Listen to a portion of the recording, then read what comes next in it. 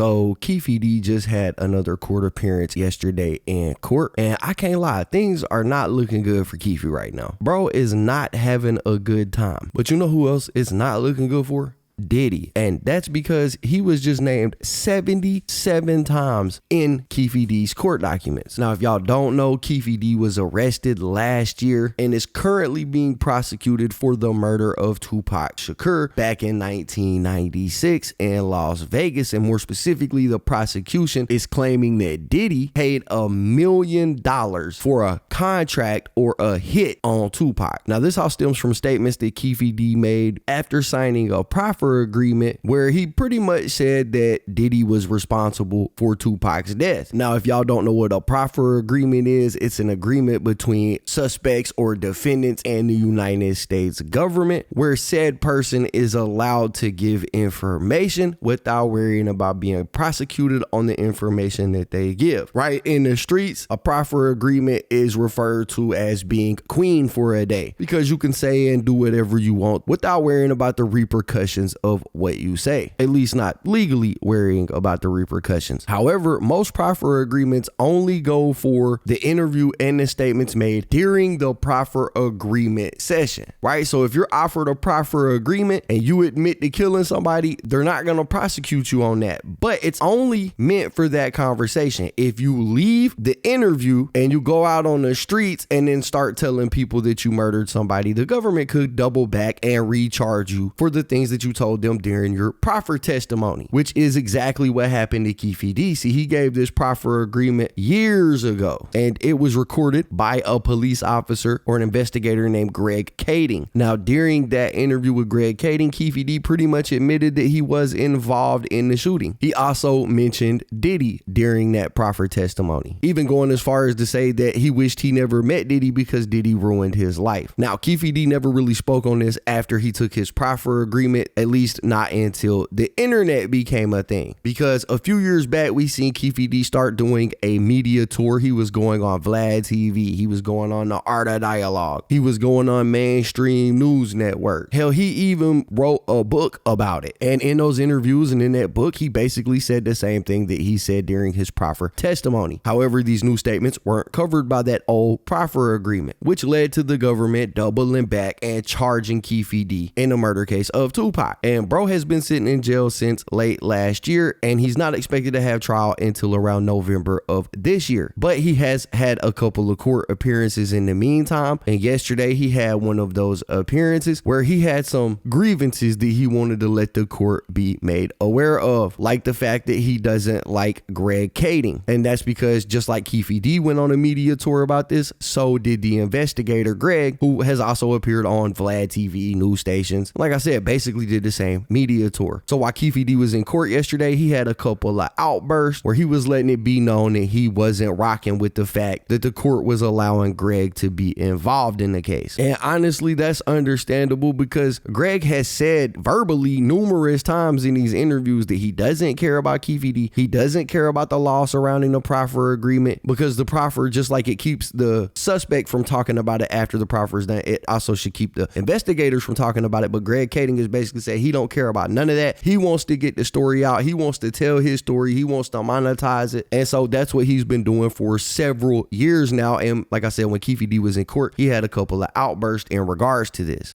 It'll be August 20th. Yeah, address the court. I think we're done. I got something to say. You want to say it to Mr. Arnold, and he can say if he represents you. So ultimately, to represent yourself, you can talk it well. But Mr. Greg Kading had them boxes at his house for 15 years in his attic, doing all kind of TV interviews. That them boxes should not be allowed in the cases. He's just going to talk about it. Yeah, them boxes should not be allowed. The tainted evidence, everything. The man, he broke a proffer agreement, and he broke the law, all kind of stuff. The boxes should not be allowed. He's been at his house for 15 years, and he's doing interviews, going in the boxes. Let me see here. Ooh, you can see it on any internet site that this man been going in the boxes for years. And he's a and a judge federal judge in LA did a 142-page thing about him. Look it up on the internet. So I think what the state said ultimately is that they don't think that there's going to be anything in those boxes that they're going to use. They just used something in them boxes. They just used something in them boxes from 1996, and they know they did it. Yeah, no, it's certainly we are. They're not only ugly on the outside, but they're ugly on the inside. They crashed my family in this. They did my daughter first. They did my son. Then they just did my wife the last thing. What's the name? He told me about these. David Westbrook told me about these dudes. He said they're not only ugly on the outside, but they ugly on the inside too. These two dudes right here. All right. At this point, there's nothing before me to exclude any sort of evidence. There's been no motion filed about the proffer. I don't know if Mr. Arnold plans on challenging that or not. Ultimately, that decision is up to him. So we'll see you guys back on that 30-day date. That was August 20th at 9 a.m. All right. At that time, we need to know if we're going to go on the 30th. Thank you, Your Honor. Thank you. Now, in that clip, we could see Keefe D stands up in front of the court. He said, look, I got something to say. And he basically calls out Greg Kading because Greg Kading has been going on this media tour. He's had the evidence locked up in his attic. It hasn't been in the evidence lockup this entire time. It's been at Kading's house. And Keefe D is saying, look, bro, I think that's foul. And to be honest, man, he makes a solid point right here. If the evidence ain't been in a certified evidence lockup, how do you know it ain't been tampered with? Right? So I think he's making a valid point, but the judge wasn't trying to hear it because he didn't put it on an official motion. He just said it with his chest instead. And that's just not the way that the justice system works. Now, his attorney was there with him. Maybe his attorney will file a motion to try to exclude some stuff from Kading's evidence pool, but the judge wasn't trying to hear it, at least not at that exact moment. And to be honest, even if they excluded some of the stuff that Greg Kading has, it's still not looking good for Keefe D because he's wrote books, he's given interviews, he had the proffer, he broke the terms of the proffer, and Greg Kading says that's why he broke the terms of the proffer because Keefe D did it first, and it's all around just not looking good. But as Keefe D's case develops, we are starting to see some new information be brought to light, at least new to me. And one of those is the fact that apparently Keefe D went undercover after he gave his proffer and went to New York in an attempt to gain evidence against Diddy and another dude, which we'll talk about here in just a second, right? And on top of that, Diddy's name was mentioned 77 times in the court documents. Now, The Sun is the news outlet that broke this story basically and got these court documents and posted it. It's up on their website if y'all want to like read the official documents, but we're about to go over the article that they wrote right now. So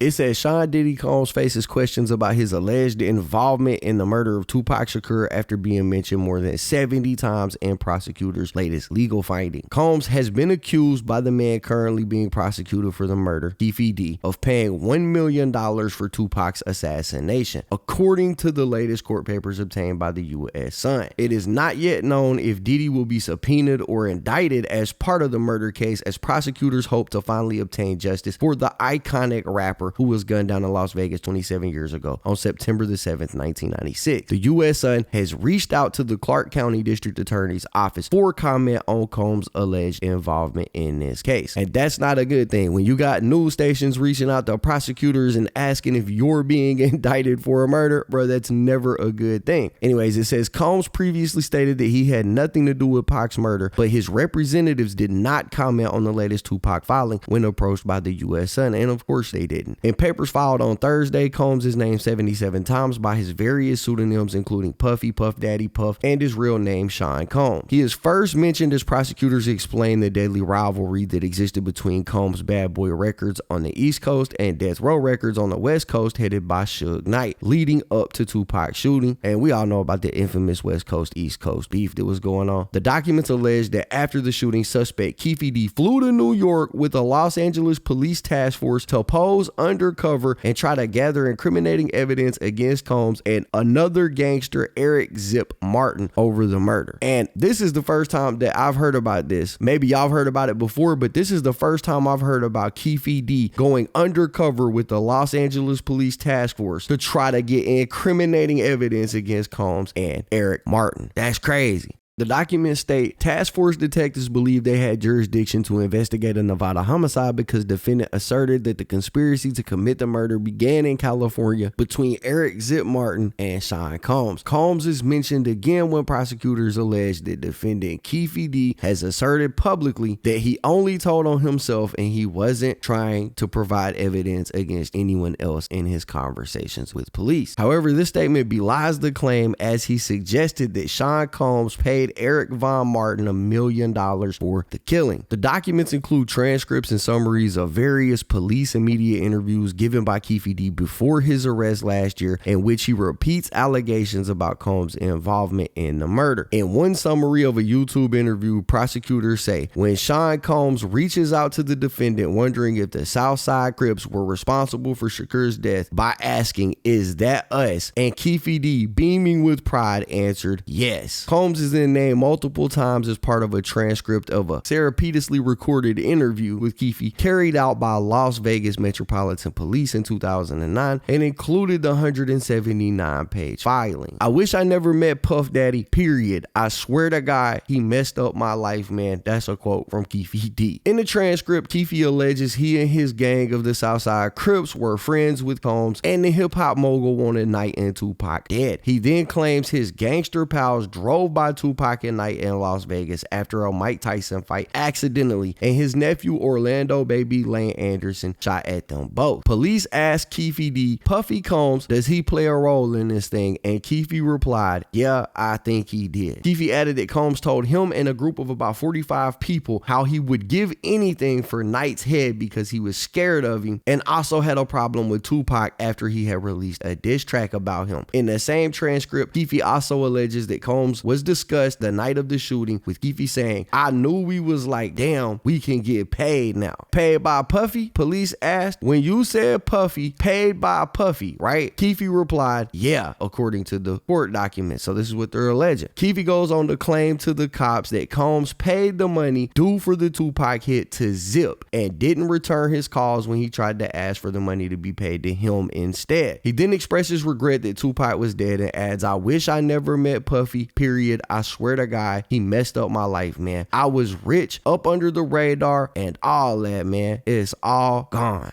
And yeah, that's normally what happens when you're involved in a murder. You get caught and everything goes away. The document was filed by prosecutors in a bid to oppose Keefe's bail request. Keefe's $112,500 bail bond was rejected last month over concerns about the source of the money. Music producer Cash Whack 100 Jones and whether he and Keefe had been discussing selling the gangster's life story to TV producers. And this is something that we talked about on the channel. Whack 100 actually showed up on a Zoom call in court trying to pay Keefe's bail, but it was ultimately denied after the judge said that she couldn't verify the legitimacy of the funds that Whack was providing. Anyways, it says a bail reconsideration hearing in the case will take place on Tuesday. Keefe's lawyer Carl Arnold has not yet commented on the latest filing by the prosecution, but previously he has told the U.S. Sun that he was optimistic Keefe would be freed at the next hearing and stated that the former gangster should be allowed to make money from TV and movie deals before his trial in November. Now, I do want to clarify that all of this is alleged. This is what Keefe D told investigators during his proffer pretty much. And Keefe's trial don't start till November. So this man hasn't been convicted of this crime. What we're reading, what we're seeing, this is just the evidence that they plan on using against him, the things they're trying to get admitted, so that when the trial does start, they have the ammunition needed to put Keefe D away. But seeing it all put in court documents, seeing Diddy's name drop 77 times in it, it brings a different aspect to it, because up till now, Diddy ain't had to worry about it. But I mean, you can see in the documents that they're filing, they're saying that Diddy paid Eric Martin $1 million